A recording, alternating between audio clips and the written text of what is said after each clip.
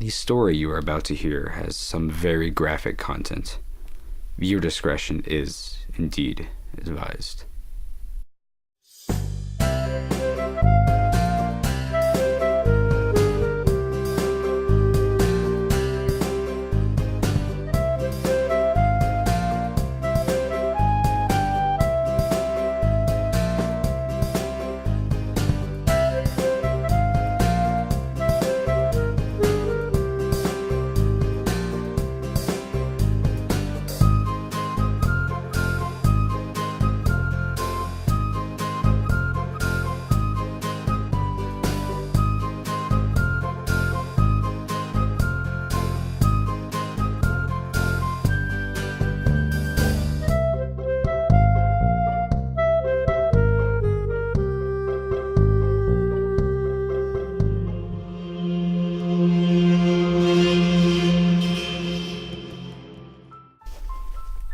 Hello, my name is Stain Browning, and this is Skidline PBS. Tonight's episode is entitled Hot Streak. Tonight we have a very special guest with us, by the name of Ferric Mondrati. Thank you for having me, Mr. Stan Browneye. It's good to be here. Ferric Mondrati has found himself in the last few weeks in a very shitty situation, if you will. During a session of passionate lovemaking. Well, Mr. Mondrati, why don't we just let you describe what happened? Now tell us the entire story, from beginning to end, and do not leave a single detail out. Okay, so there we were. Shamelcy and I, bumping uglies and mashing privates, doing the good old 20-toe tango. The old in and out, real savage-like. The nasty. Knocking boots. Sans dong bags, of course. We were getting pretty hot and bothered, doing some crazy stuff, you know. What kind of stuff, you ask? Stuff like the Taiwanese scissor fuck, the Memphis dry rub, the Georgia mud fudge. And then, out of nowhere, she pulls a snowmobile on me. I was a bit surprised, but I gotta say I took pleasure in it. Anyway, we finally get there, if you know what I mean. There's a small amount of pillow talk afterwards, and then she gets up to go shower. I stay in bed a moment to relax after that hot, steamy session. Eventually, I too get out of bed to join her in the shower. And as I look back at the bed, I see that a third party has joined us. Now, she was riding me pretty hard, so my butt was basically grinding her sheets the entire time. I couldn't seem to recall Shamelcy enjoying a chocolate bar bed during our lovemaking.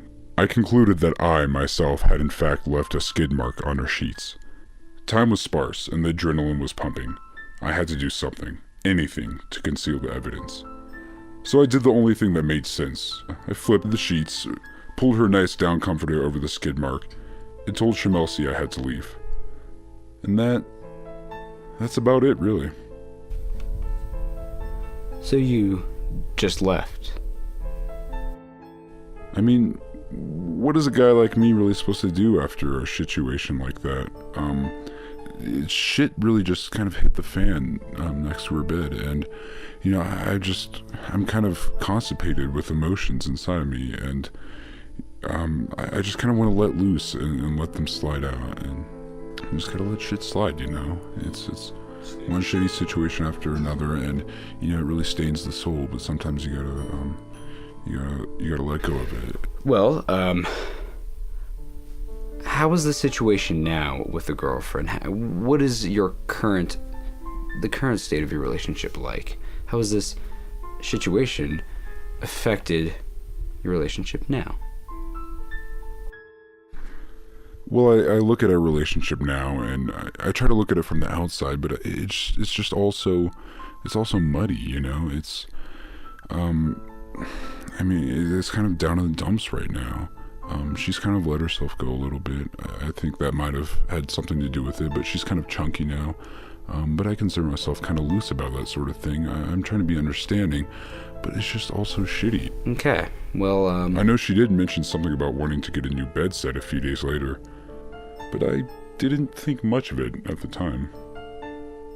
It seems as if, in this particular story, there is in fact no mystery to be solved. We already know who the culprit of the hot streak was. It was you, Mr. Ferric Mandrati. So there is indeed no mystery. So I suppose that is it for tonight. This is Skidline PBS After Hours. Thank you for joining us. And thank you for joining us, Mr. Ferric Mandrati. Well, thank you for having me, Stan Brown Eye. Be sure to tune in next week for a riveting tale of a Detroit prostitute in our episode entitled Brown Eyed Girl. This is me, Stan Browning, sliding out. Was that good? Yeah, now start talking to Derek. Was that good? Yeah, that was good. Is that fine with you? Okay. Is that good with you? Is that fine with you? This camera is it? Drop that. It was okay.